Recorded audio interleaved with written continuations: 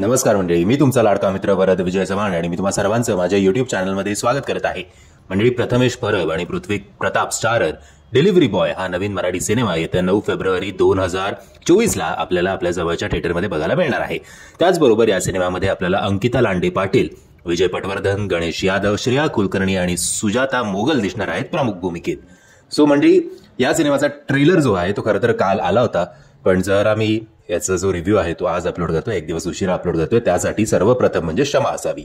या सिनेमाचा ट्रेलर बघितल्यानंतर एका गोष्टीची पुन्हा एकदा मला जाणीव होते की ट्रेलर आणि टीजर हे एडिट करणं, हे व्यवस्थित लोकांपर्यंत पोहोचवणं किती महत्वाचं असतं ते. कारण जेव्हा या सिनेमाचा टीजर आला होता तेव्हा मी फ्रँकली त्या टीजर रिव्ह्यूमध्ये बोललो नव्हतो, पण टीजर बघून मला असं वाटलं की कमी बजेटचा मराठी सिनेमा, तिकडचेच लोकल्स घेऊन केलेला आहे, सिनेमॅटोग्राफी पण अशी ओके वाटत होती. सो ओव्हरऑल फार मत चांगलं नव्हतं. फक्त जे काही ह्या सिनेमाला तारेल ते म्हणजे प्रथमेश आणि पृथ्वीचा अभिनय.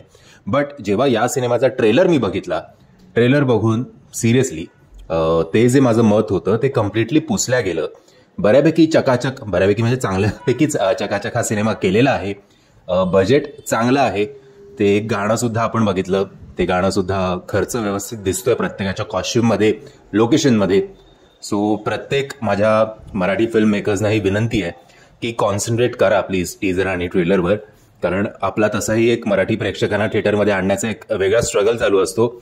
जर आपण आपलं प्रॉडक्ट, टीजर असेल किंवा ट्रेलर असेल किंवा इतर कुठलेही गाणी असतील, ते जर व्यवस्थित आपण एडिट केलं नाही, प्रेझेंट केलं नाही, तर लोक आपल्या प्रॉडक्टकडे बघणार नाहीत. बट मी तुम्हाला स्पष्ट सांगू इच्छितो की ट्रेलर तुम्ही सुपर्ब एडिट केलाय आणि माझं जे मत होतं टीजर बघून ते कम्प्लिटली पुसलं गेलंय आणि छान ट्रेलर केलाय तुम्ही. आता ट्रेलर बघून आपल्याला ओव्हरऑल वन लाईन तर कळलेली आहे या सिनेमाची काय आहे ती.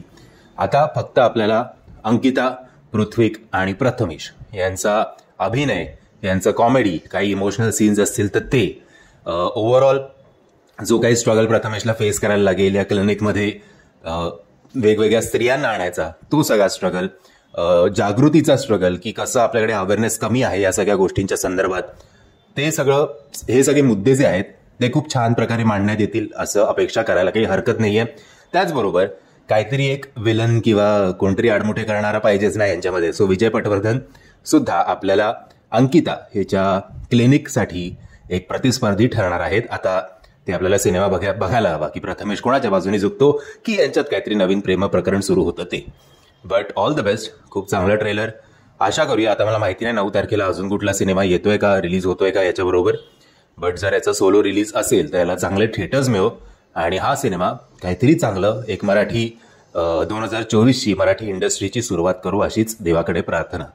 मंडळी, जर हा ट्रेलर तुम्ही बघितला नसेल तर याची लिंक मी तुम्हाला खाली डिस्क्रिप्शन बॉक्समध्ये देतोय. मी आशा करतो तुम्हाला हा व्हिडिओ आवडला असेल. जर तुम्हाला हा व्हिडिओ आवडला असेल तर प्लीज या व्हिडिओला लाईक, शेअर आणि चॅनलला सबस्क्राईब करायला विसरू नका. जय हिंद, जय महाराष्ट्र.